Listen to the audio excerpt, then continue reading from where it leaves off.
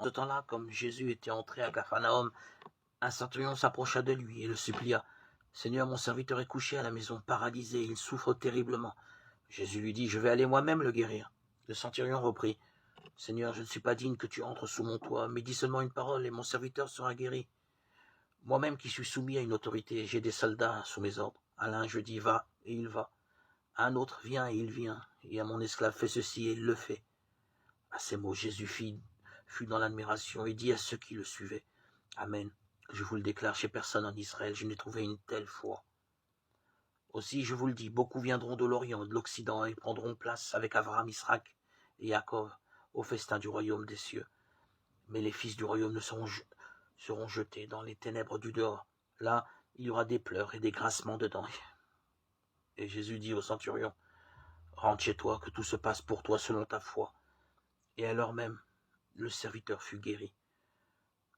Comme Jésus entrait chez Pierre dans sa maison, il vit sa belle-mère couchée avec de la fièvre. Il lui toucha la main, et la fièvre la quitta. Elle se leva, et elle le servait. Évangile de Jésus-Christ selon saint Matthieu, chapitre 8, 5, 15. Jésus est heureux de constater la foi de cet homme, et c'est ce qu'il attend de moi. Cette ouverture du cœur confiant qui reconnaît sa misère et n'a plus d'autre issue que s'en remettre à lui. La foi, c'est ce qui ouvre mon cœur, ce qui délie les mains de Dieu et permet à sa parole de prendre chair en moi.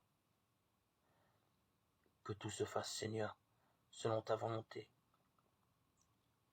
et selon ma foi. Tu es mon refuge, Seigneur. Tu es le refuge des pécheurs, obtiens-moi la grâce. Toujours d'entretenir, nourrir ma foi par ta sainte parole, la méditation et la prière.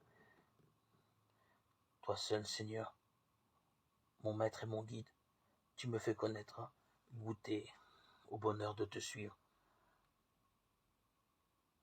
Merci pour tous les biens dont tu me combles.